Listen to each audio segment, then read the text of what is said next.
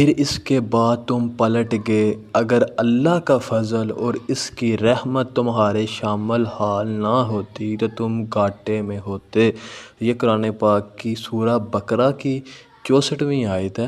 یہ پہلا پارہ بھی جا رہا ہے۔ دوسری نیکسٹ آیت ہے 65ویں، اور تم اپنے ان لوگوں کو خوب جانتے ہو جنہوں نے سبت ہفتہ کے بارے میں تجاوز کیا تھا تو ہم نے انہیں حکم دیا تھا ذلیل بندر بن جاؤ۔ چنانچہ ہم نے اس واقعے کو اس زمانے کے اور بعد کے لوگوں کے لیے عبرت اور تقویٰ رکھنے والوں کے لیے نصیحت بنا دیا۔ اور یاد کرو جب موسیٰ نے اپنی قوم سے کہا خدا تمہیں ایک گائے ذبح کرنے کا حکم دیتا ہے، وہ بولے کیا آپ ہمارا مذاق اڑا رہے ہیں؟ تو موسیٰ نے کہا پناہ با خدا میں تمہارا مذاق اڑا کر جاہلوں میں شامل ہو جاؤں۔ ان آیت میں اللہ تعالیٰ جو پچھلی قومیں ہیں ان کے رویے کے بارے میں بتا رہے ہیں۔ تو اگلی آیت ہے وہ بولے اپنے رب سے ہماری خاطر درخواست کیجئے کہ وہ ہمیں بتائیں کہ گائے کیسی ہو۔ کہا وہ فرماتا ہے کہ وہ گائے نہ بوڑھی ہو اور نہ بچھیا بلکہ درمیانی عمر کی ہو، پس جس بات کا تمہیں حکم دیا گیا ہے اب اسے بجا لاؤ۔ اگلی آیت میں ہے کہ کہنے لگے اپنے رب سے ہمارے لیے درخواست کیجئے کہ وہ ہمیں بتائیں کہ اس گائے کا رنگ کیسا ہو۔ کہا وہ فرماتا ہے کہ اس گائے کا رنگ گہرا زرد اور دیکھنے والوں کے لیے فرحت بخش ہو۔ موسیٰ نے کہا اللہ فرماتا ہے کہ وہ گائے ایسی سدھائی ہوئی نہ ہو جو ہل چلائے اور کھیتی کو پانی دے، بلکہ وہ سالم ہو، اس پر کسی قسم کا دھوبہ نہ ہو۔ کہنے لگے اب آپ نے ٹھیک نشاندہی کی ہے۔ پھر انہوں نے گائے کو ذبح کر دیا، حالانکہ وہ ایسا کرنے والے نہیں لگتے تھے۔ اور جب تم نے ایک شخص کو قتل کر ڈالا پھر ایک دوسرے پر اس کا الزام لگانے لگے، لیکن جو بات تم چھپا رہے تھے اللہ اسے ظاہر کرنے والا تھا۔ اگلی آیت میں ہے تو ہم نے کہا گائے کا ایک حصہ اس مقتول کے جسم پر مارو، یوں اللہ مردوں کو زندہ کرتا ہے اور تمہیں اپنی نشانیاں دکھاتا ہے تاکہ تم عقل سے کام لو۔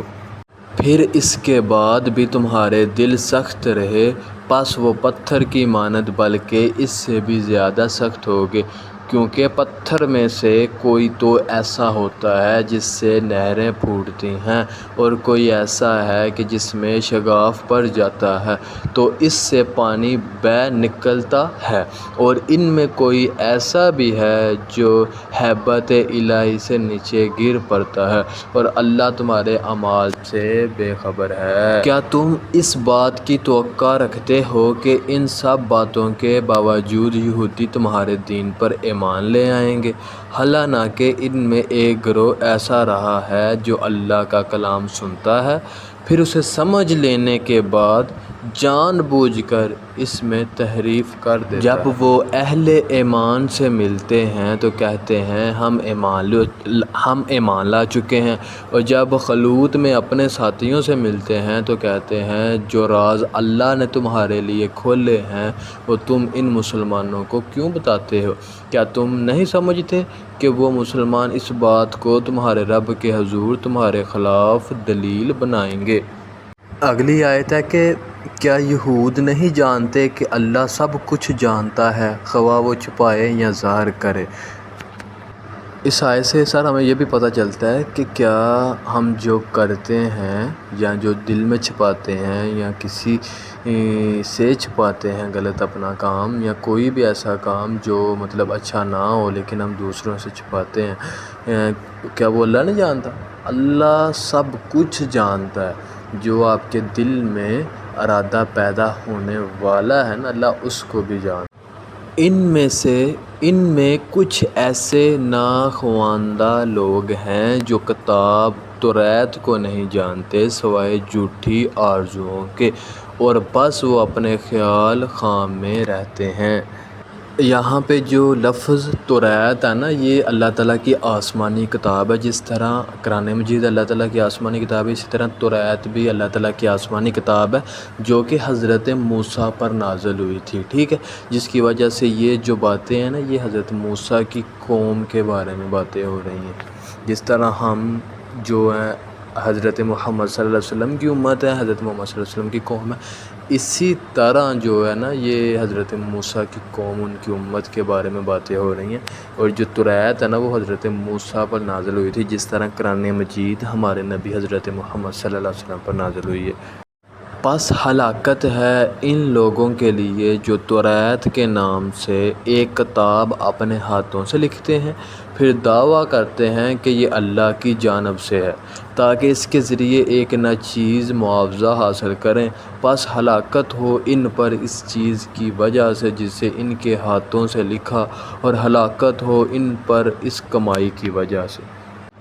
اور یہودی کہتے ہیں ہمیں تو جہنم کی آگ گنتی کے چند دنوں کے علاوہ چھو نہیں سکتی۔ اے رسول کہہ دیجئے، کیا تم نے اللہ سے کوئی عہد لے رکھا ہے کہ اللہ اپنے عہد کے خلاف ہرگز نہیں کرے گا؟ کیا تم اللہ پر تہمت باندھ رہے ہو جس کا تم علم نہیں رکھتے؟ اگلی آیت میں ہے کہ البتہ جو کوئی بدی اختیار کرے اور اس کے گناہ اس پر حاوی ہو جائیں تو ایسے لوگ اہل دوزخ ہیں جس میں وہ ہمیشہ رہیں گے۔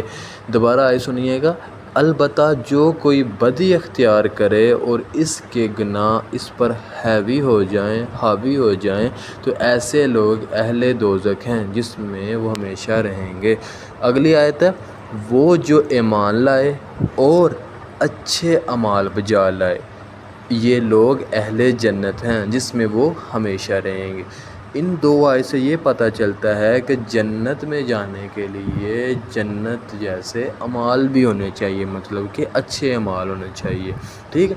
برے اعمال کا جو نتیجہ ہے نا وہ دوزخ ہے، اور اچھے اعمال کا نتیجہ جنت۔